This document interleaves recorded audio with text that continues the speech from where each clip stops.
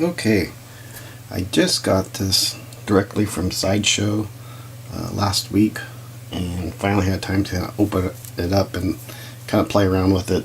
I'll try to keep this quick,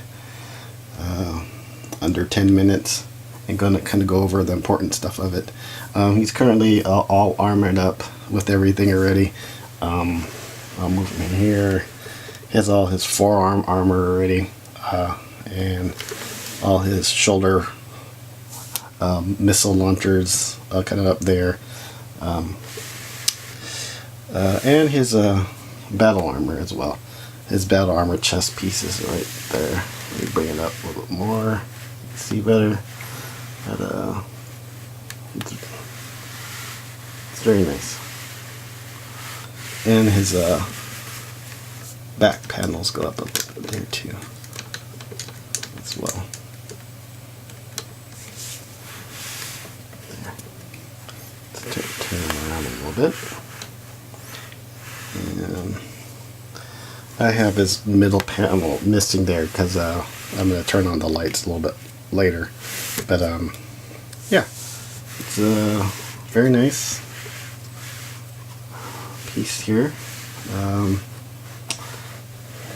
like I said, I have them all armored up already just to save time here. A magnetic piece here. Move them out here for the clear one. But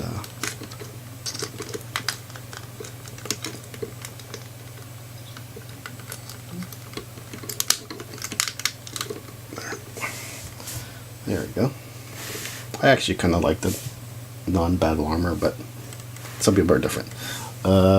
He does have the two heads right there, since it's from the Sideshow. I'll do that, turn on the lights on later, but I just wanted to show you that they got the two heads on here. Standard black and white manual.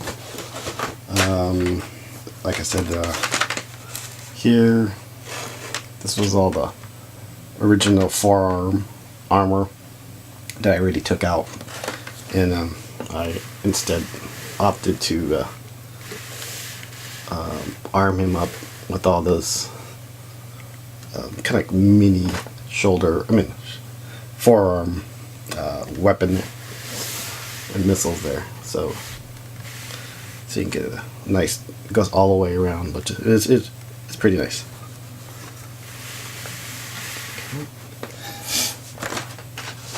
And this is the box, and this is standard Hot Toys right here.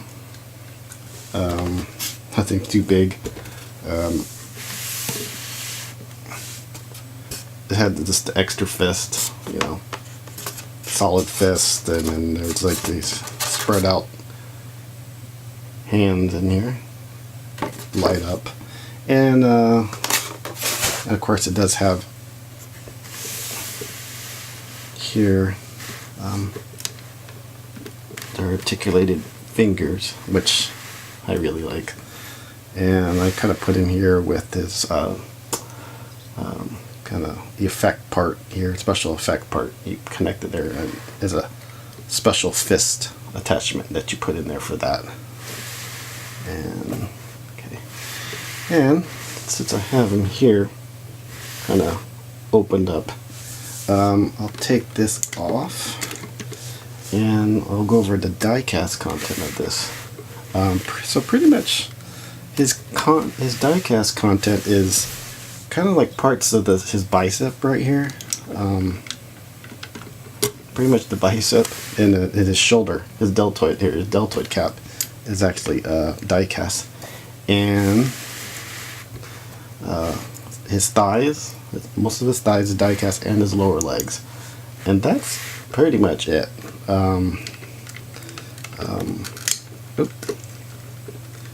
And his head here comes off. This is the lighted head one. This is the other battle damage piece right here. And then you put the batteries in here for that.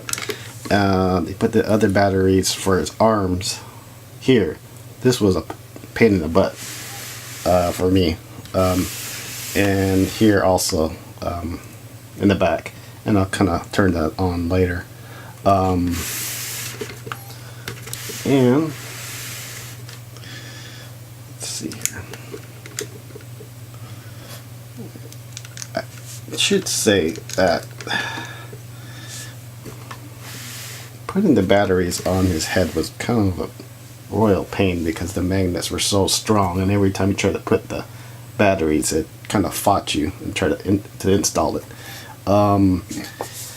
Okay, so I'm gonna take him off his stand and kind of go a little bit over the articulation of this. Okay, well, so he does have his articulated fingers, so I'm gonna push that in. That's about it for its elbow joint right there. And of course these panels close there. His shoulder joint has this panel that is deltoid to kind of go in and out to extend your articulation, and it kind of goes in and out like that. Let's see right there.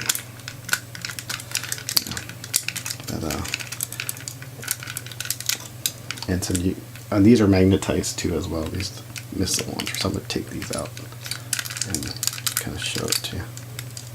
It doesn't go too much, without kind of forcing it. Close these, and his head, neck articulation. Yeah, it kind of goes up. Yeah. All right. And this one has one of those extending waist joints here. He's already extended, so you have a little bit of a slight twist type thing right here, bend up, crunch there. He doesn't have too much waist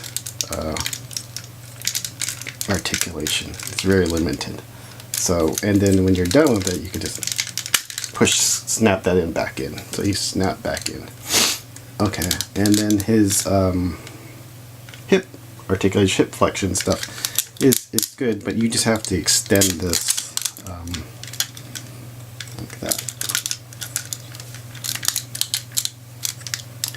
You actually have to pull the joint, pull it down a little bit, like go at an angle. So you hear that snap. That's how you can extend it. So it's pretty good. And here, good elbow bend, knee bend, and it's got some foot articulation as well. We extend it back. Side to side, kind of there. Good kind of ankle pivot there.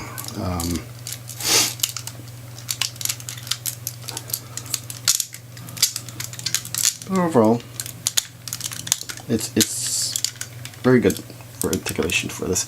I just wish they had a little bit more of a waist twisting articulation. See, when you snap right there, that's kind of like what you get. You know, it kind of slight twists at the oblique areas, but not too much. Okay. Well, I'm going to turn off the lights here and test out his LEDs, slight LEDs. So I'm going to kind of dim the lights, and I'll be right back after this. Okay, well, this is the Iron Man right here, the light. This is his stand, the lights here, this staircase here, you can see it. Like I said, the LED lights, it's right here at the chest and the head. I didn't put it on the palm, on this wrist. I didn't get a chance. I kind of play around with it a little bit, but it's giving me, the batteries are really small. I just didn't want to deal with it anymore, but this is pretty much it. And here's the little blue head. You can probably see it there. That lights up. So that's his head right there.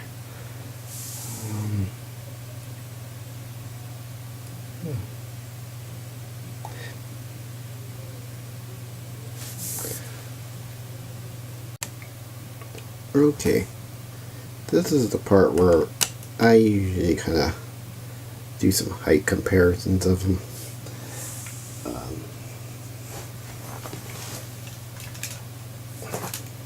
Here's what the stealth armor Iron Man right here. You can see he's a little on the shorter side, right? And let's see if I can fit him in here. The War Machine. Let's see, fit him in there. You can tell he's much bigger, right? Or just bulkier. I'm gonna take out the Stealth Iron Man. And because I am a Gokin collector, how does he fit with Combator?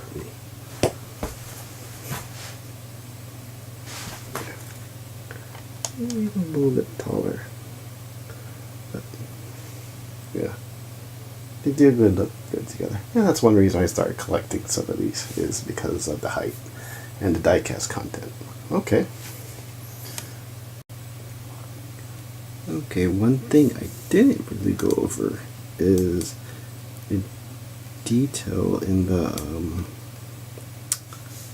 Tony Stark face, or Robert Downey Jr. head.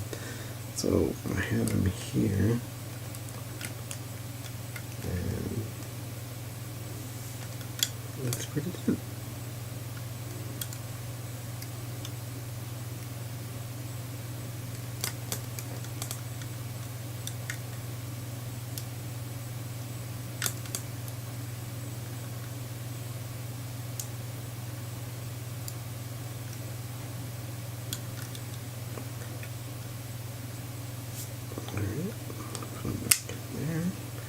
I do want to say the magnets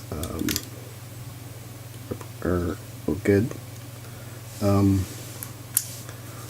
Let's put them here. I don't know if it's just me, but I noticed this part does not like want to stay on good. Sometimes there'll be a gap and you kind of have to kind of bounces, but yeah. Let's see. Oh, and while I'm at it, this head, the blue, this one right here, I was under the impression that you could actually put the head on the body, but there isn't a hole for it. It's pretty much an on and off switch. So that was kind of like a bummer, a little let down. Okay, so overall, the problem I also had, go back over here, was putting these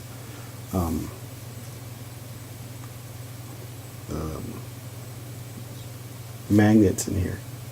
These magnets are, not magnets, but the batteries in here. These magnets are so strong. Every time you try to put the battery in there, it just immediately attracts to the magnet. I had to do something to demagnetize so I could put the batteries in, because every time you try to put the batteries in, they like to get they're attracted to the magnet. So that part was kind of a little bit of a pain.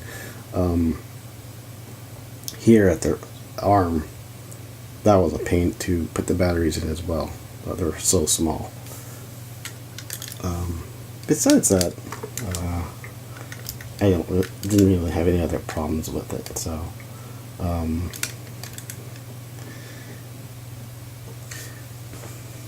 okay.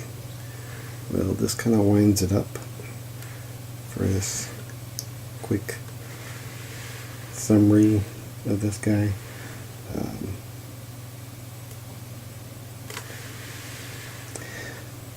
I like it. Is it? Well, this is my first real Iron Man that I've been waiting for, so I'm happy with it. But is it worth getting if you have all of them? It's hard to say. If you're an Iron Man lover, yeah, you definitely want to get this. For me, as a Gokin collector, it's a great buy for me. So, again, that's it. Thanks a lot.